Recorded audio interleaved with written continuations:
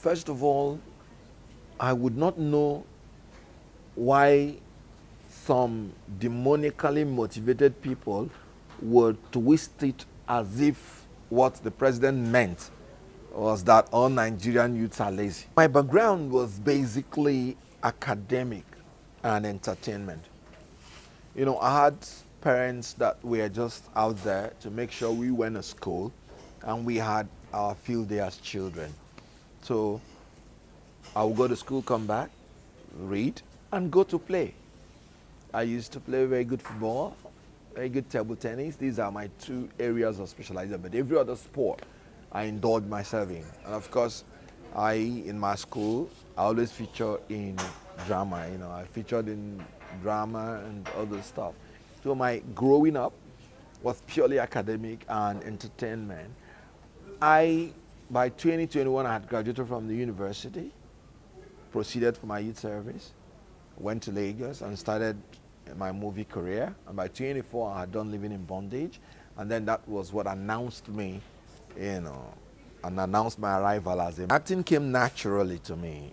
When I was born and I started growing up, people started looking at me. And from the way I walk, from the way I talk, from the way I do everything, they watch me as if they're watching a screen. So they actually started telling me, you know, you can be a good actor. So whatever you do, people like to watch me do it. And so it just came with me naturally. And I went in to just formalize it because I've always entertained people from birth. Yes. I'm a family person. I am 1 out of 12, for instance, in my family, as in my brothers and sisters. So I've always enjoyed our family environment. And, you know, I have a lovely wife that you would want to hang around, you know, with ordinarily, you know.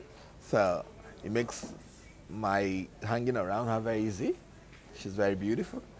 Then I have lovely, you know, kids. You know, I just have a sweet boy, you know. So you would just love to hang around him. So God has been able to make things easier for me by giving me things that I naturally like to hang around, you know, with. And that also counts for my family life. First of all, I read through the Constitution and the manifesto of APC, and I discovered that there are some aims and objectives that are compatible with my belief as a politician. You know, they talk about institutionalizing democracy, they talked about internal democracy, they talked about eliminating discrimination from all sorts of people, they talked about true federalism, they talked about a whole lot of things that I believed in as a politician. And it was natural for me to gravitate around them. And one way or the other, they've done well. In Nigeria today, thank God, Lagos has consistently been under APC and the root of APC from 1999. And Lagos is about the best state in Nigeria. So what other sample would you use to test the goodness of APC? So I believe that the party is on course. Trying to correct what has happened in the past is not always easy. President Buhari has spent the first term trying to correct what has happened. And I know by the second term, because I know he will win, he will be able to now grow Nigeria to the next level. APC has done well. I'm a progressive by nature, and it's quite natural for me to gravitate around APC. And it will be nice. People have been my greatest source of strength and my greatest source of, you know, my greatest source of power. It was the acceptance they gave to me in living in bondage that made me a celebrity. So I'm a guy that has the love of people. And that has made me to consistently think of how I'm going to empower them. I was doing it privately and individually, and I discovered that there's a limit to what an individual can do.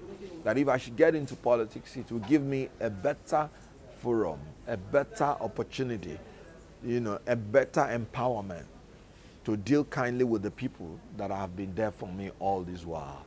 I've been in movies for 26 years, and for 26 years, the people have stood behind me.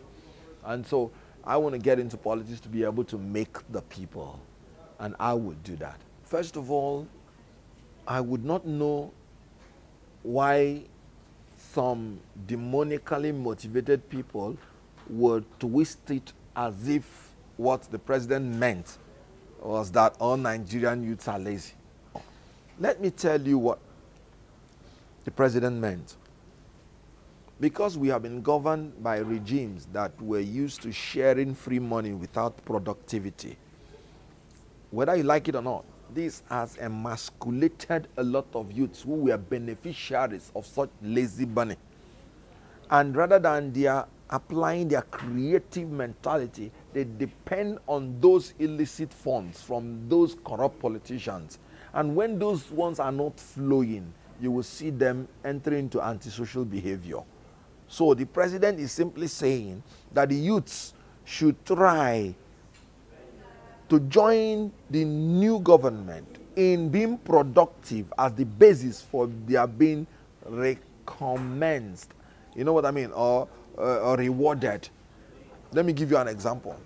I did living in bondage purely based on creativity, purely based on sacrifice, and I am earning from it.